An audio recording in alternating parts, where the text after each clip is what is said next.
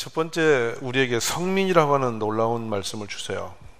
그런데 우리는 존재가 어떤 존재냐면 결단코 세계 모든 민족에 뛰어나게 되는 민족이지 시시하게 바닥에 깔려서 꼬리로 살 수 없는 민족이라는 거예요.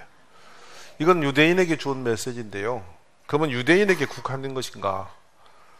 우리는 예수 그리스도 안에서 하나님의 자녀가 되는 권세를 받았습니다. 그러므로 이 말씀이 오늘날 우리의 것이 된 것을 확신하세요. 자, 그러면 요한복음 1장 12절에 영접하는 자 곧 그 이름을 믿는 자들에게는 하나님의 자녀가 되는 권세를 주셨으니 이는 혈통으로나 육정으로나 사람의 뜻으로 나지 아니하고 오직 하나님께로부터 난 자들이다. 결국은 우리는 예수님의 자녀인 것이 분명하고 하나님의 백성됨이 확신합니다. 그러니까 이 성경에 나와 있는 내 백성, 내 자녀, 내 것이라고 할 때에 우리는 그 주체적인 주님의 소유적 개념 속에서 하나님의 소유된 것이 분명합니다. 인정하십니까? 여러분은 누구의 거? 누구의 백성? 누구의 자녀? 이건 선명합니다. 그렇다면 그 백성 자녀된 이스라엘 백성에게 주셨던 하나님의 축복 언약의 말씀은 오늘 누구에게 맞아요? 우리에게 맞는 말씀이에요. 그대로 믿고 받고 그렇게 살아갈 수 있기를 원합니다. 근데 주님이 조건을 가볍게 거세요. 아주 가벼워. 내 하나님 여호와의 말씀을 삼가 듣고 내가 명령하는 그의 모든 명령을 지켜 행하면. 어렵습니까? 지금 이 본문이 어렵냐고요. 딱 한 절 속에 들어있어요. 자, 다시 봅니다. 한번 읽어봅시다. 너가 내 하나님 여호와의 말씀을 삼가 듣고 내가 오늘 내게 명령하는 그의 모든 명령을 지켜 행하면 이에요. 자, 이 조건만 지켜지면 그때부터는 상상할 수 없는 축복이 우리가 막 가슴 떨리도록 막 자다가도 벌떡 일어날 만한 감격스러운 축복이 막 보따리째 준비되어 있어요. 그런데 우리는 이 말씀대로 살아가지냐 하는 것입니다. 이렇게 말씀대로 우리가 살아가지느냐 하는 것이에요. 이게 우리가 갖고 있는 의문점이에요. 이 말씀이 너무 성경이 어려워서 그렇게 못 사는 것이 아니라 우리가 그렇게 가지 못하는 이유들이 있습니다. 우리를 방해하는 것들, 흔드는 것들이 있습니다. 지켜 행하면 이라는 말씀 그닥 어려운 건 아닌데 우리들은 너무도 쉽게 지켜 행하지 못하는 조건들 속에 휘둘려 버립니다. 자, 제일 먼저 흔들리는 것이 우리의 마음이죠. 만약 아담과 하와가 하나님 말씀대로 선악과를 먹지 말라 했을 때 그냥 안 먹었으면 되는 거였어요. 근데 뱀의 말을 듣고 마음이 흔들립니다. 그러나 순식간에 그 유혹을 받아서 먹지 말아야 할 그것을 바라보면서 넘어져 버리죠. 가서 먹습니다. 부부가 같이 먹고 완전히 에덴 동산 쫓겨나서 비참하게 망가졌죠. 그러면 입장을 바꿔서 우리도 에덴 동산의 그런 상황이라면 괜찮을까라는 의구심을 가져보는 거예요. 근데 에덴까지 갈 것도 없이 오늘 내 생활에서는 유혹당하거나 미혹당하거나 흔들리지 않는 중심을 딱 붙들고 하나님의 축복을 딱 붙들고 말씀대로 살려고 하는 그 중심이 안 흔들리고 서 있느냐 하는 것이거든요. 이거 매우 중요한 질문이에요.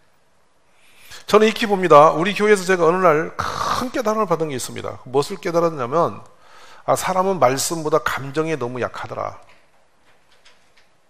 중요한 운명적 결정들을 감정에 의해서 하더라.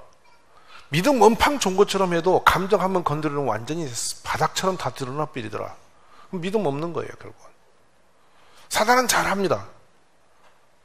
모세도 그 혈기로 인해서 그 영광스러운 가나안 땅에 못 들어갑니다. 다윗은 음욕에 의해서 한 방에 그동안 쌓았던 모든 영광이 다 무너져 버립니다. 사울은 세상의 명예 권세욕에 의해서 짐승 잡아오고 하나님 말씀을 버립니다. 아각과 짐승을 잡아온 것은 전리품을 들고 인기를 얻고자 하는 백성의 마음을 사고자 하는 욕망이 그 안에 충만했어요. 그리고 시기심이 일어나서 결국엔 스스로 멸망해 버리는 겁니다. 수많은 성경의 사람들이 그 유인들이 넘어지는 것은 그렇게 엄청난 게 아니라 하찮은 마음 하나 지키지 못해서 한 방에 슥 쓰러지는 걸 보게 되죠. 여러분 안전하십니까? 우리 가끔 부부싸움 하다가도 그런 거 있죠. 그만 살아, 때려쳐. 지극히 이성적입니까? 믿음적입니까? 말씀적입니까? 하나님의 지시대로 하는 것입니까? 그만두자 하고 확 혈기내고 막 이혼이든 삼혼이든 하든지 막 휘젓고 있을 때 그 사람의 그 모습이 신앙입니까? 말씀이 지금 움직이고 있는 것입니까?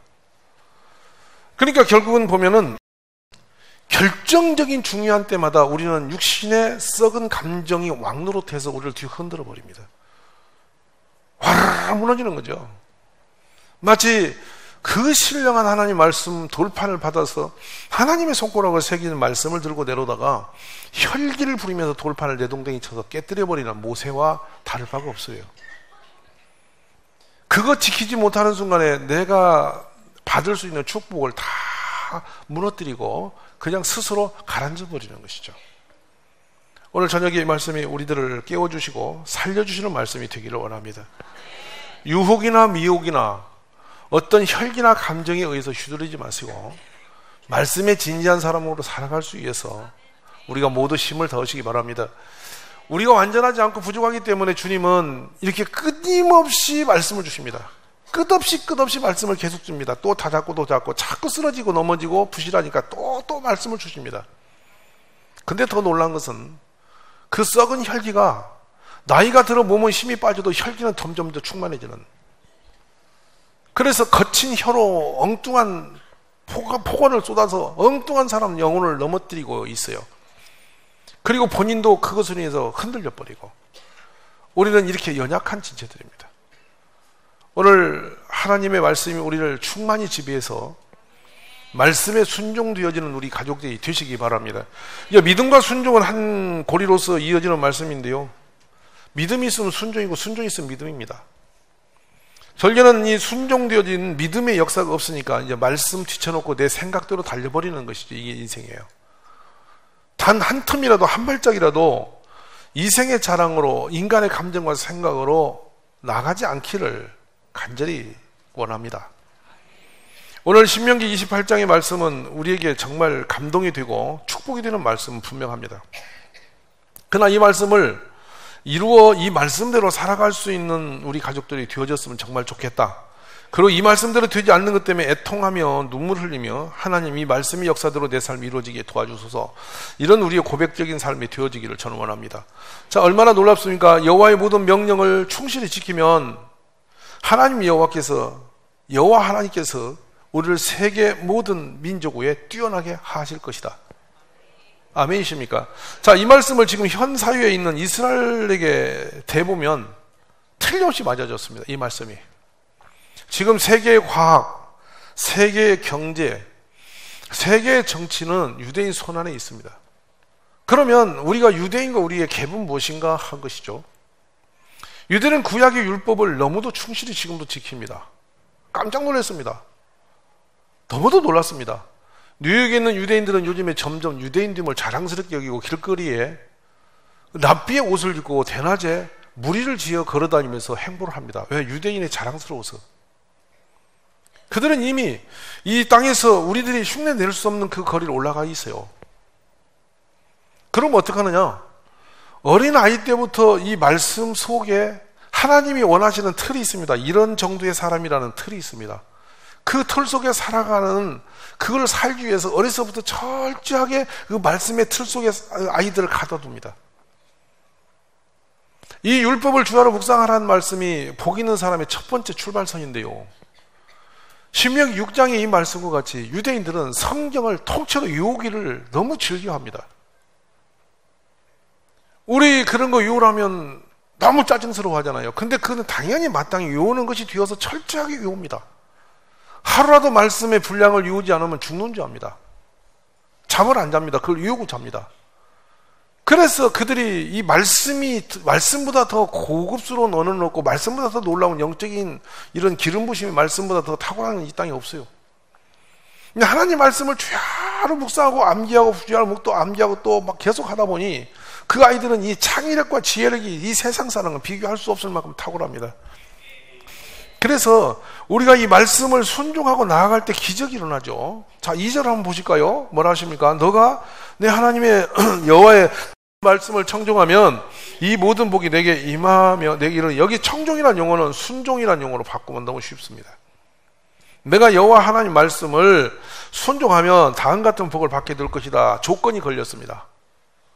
오늘 그러므로 우리의 인생이 가장 중요한 인생의 그 로드맵, 뭐라 할까요? 우리가 그 가장 안전하고 축복된 그 노선은 어디 있냐면 하나님 말씀을 붙드는 것에 있어요. 우리 모두 그런 삶이 되어질 수 있기를 원합니다. 요즘에 제가 이제 그 국민일보에 연재를 1년 동안 씁니다. 뭐냐면 전도에 대한 기법들이죠. 그 전도의 기법들을 쓰면서 제가 꾸며낸 게 아니고 살아봤던 얘기를 다시 끄집어내고 있습니다. 그러면 그 끄집어내는 이유가 뭐냐 하면은 성경 말씀대로 시행해 본 겁니다. 임상실험들. 철저하게 임상실험적인 길을 제가 걸어본 거예요. 근데 놀랍게도 하나님 말씀대로 삶에 적용하는 순간에 기적 같은 일은 일어납니다. 지금 제가 사진 한 컷을 올려달라고 그랬는데 98년도 주일학생들 모습입니다. 우리 동역교회. 여러분 96년도 11월 4일 날 성도 2가정과 비닐하우스에서 개척을 했습니다. 96년도 11월 4일 날. 97년도 8월 15일 날 60평 건물을 짓습니다. 그리고 그때 제가 학교 다닐 때인데요. 신학교를 다닐 때인데요. 주말만 옵니다. 여기를. 이 환경이 열악해서 어른들은 여기 오라면 올 수 없어. 비포장 논두끼를 사람들이 여기 오는 것이 너무 어려워서 자동차가 들어오기가 너무 버겁고 뭐 내놓을 것이 아무것도 잘할 게 없으니까 여기 사람을 세울 수가 없었어요. 그러면 어린 아이들을 붙들자. 그러면 부모도 전도할 수 있는 길이 안 열리겠나. 그래가 시장 갈 때 아이를 맡기고 가십시오. 아이가 아프면 한 아이가 건강한 아이는 내가 봐주죠.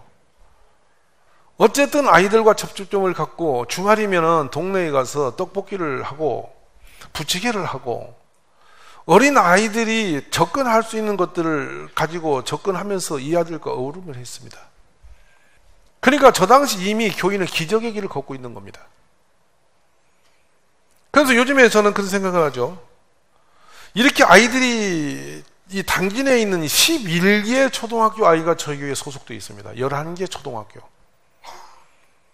그래 제가 하자는 대로 시행을 하고 말씀대로 그 명령을 따라 준행하면 여기서 놀라운 일들이 나올 것인데요. 중학 때부터 지도자의 길을 걷게 하면 됩니다. 초등 때부터 준비시키면 되고요.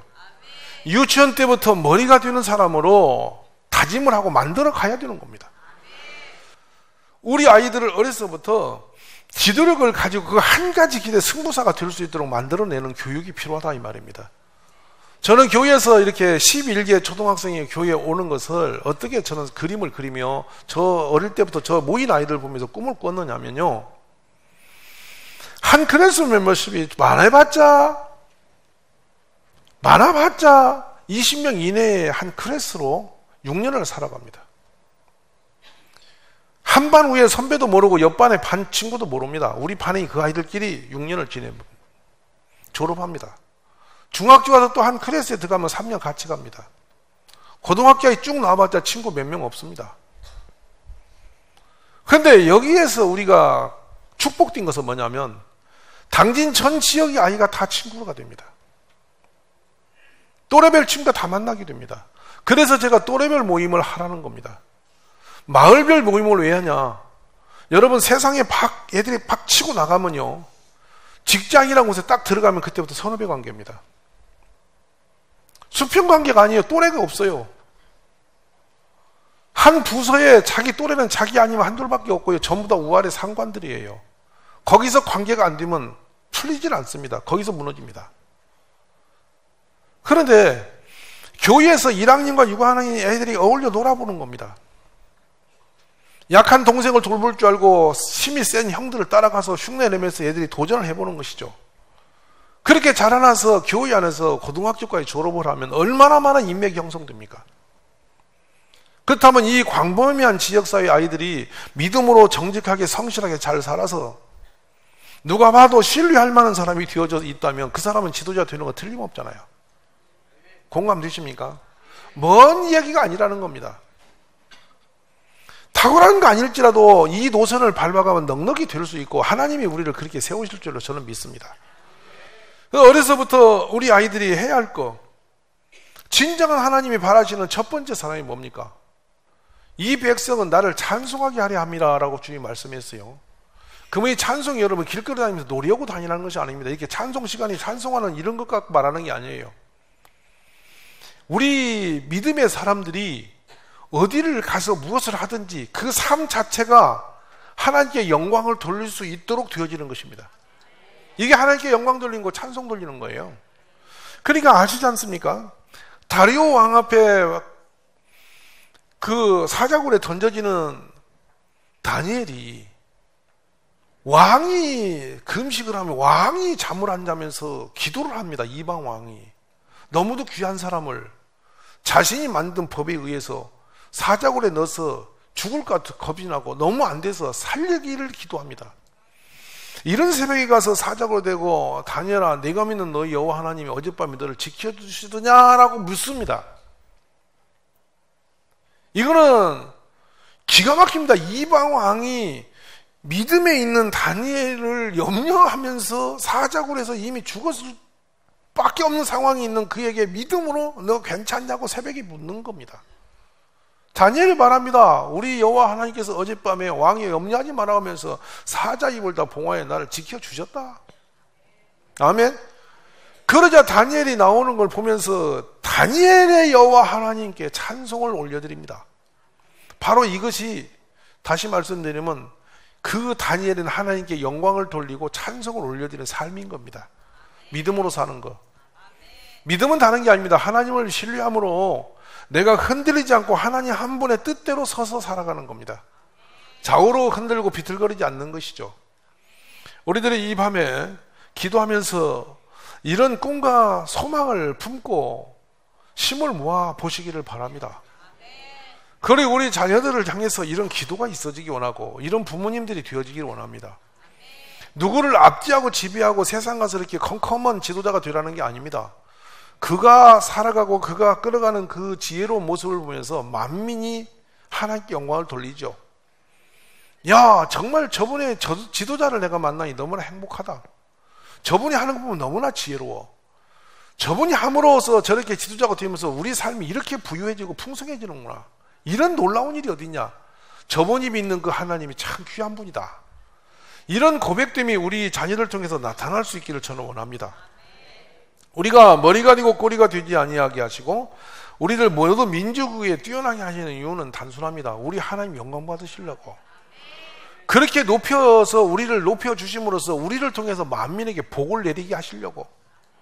그러므로 우리 자녀 하나가 제대로 서면은 이 아이 한 사람 때문에 많은 지역의 사랑과 나라와 민족이 복받는 일이 일어나야 되는 것이죠. 오늘 신명기 28장의 이 1절의 말씀을 부여잡고 우리들이 이 말씀대로 순종되어짐으로 하나님께 영광을 올려드리는 복 있는 우리 교우님들이 되시기를 간절히 축복합니다. 그런 자녀들이 우리 품에 자라나기를 여러분이 힘써 주십시오. 새로운 도전을 하십시오. 그래서 하루를 살지라도 우리 아이들이 꼬리가 되어서 어디 가든지 꼬리 되어가지고 그렇게 비참하게 사는 자가 없도록, 그리고 언제 머리와 권세가 되어서 하나님 영광 드리는 자녀가 되어질 수 있도록 그렇게 기도할 수 있기를 간절히 바랍니다. 말씀대로 순종하여 살아가면 어떤 일이 벌어집니까? 3절과 4절만 오늘 밤에 읽겠습니다. 성읍에서도 복을 받고 들에서도 복을 받을 것이며 내 몸의 자녀와 내 토지의 소산과. 아멘입니다. 여러분, 오늘 밤에 한 가지 기도 제목을 드리죠. 흔들리지 마십시오. 그렇게 싸구려 인생으로 살지 마십시오.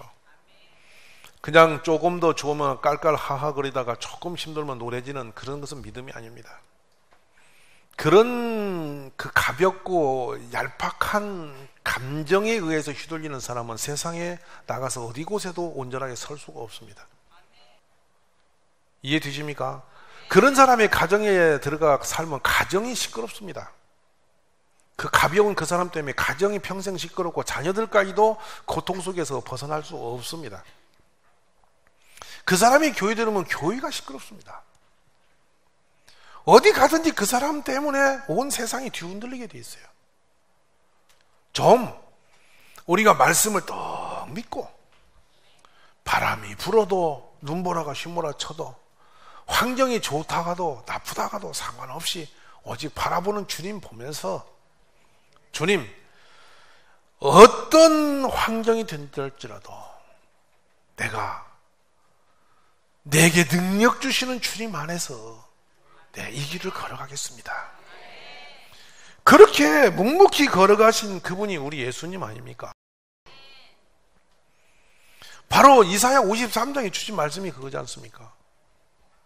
말없이 털강자 앞에 잡혀온 양처럼 묵묵히 가는 겁니다. 여러분, 양은 들에서 제 멋대로 살아오는 짐승입니다. 근데 털 깎는 날에 뒤어서 줄을 세워서 털 깎는 데 앞에 가면 여러분 기계로 깎는데 이게 영 두려운 것이죠. 사람 품에 안겨서 털을 깎인다는 건 쉬운 게 아니잖아요. 근데 양이 턱 한 번 잡으면 가만히 있는 거예요. 자기를 맡겨버려요. 우리의 주님 앞에 맡기면 안전합니다.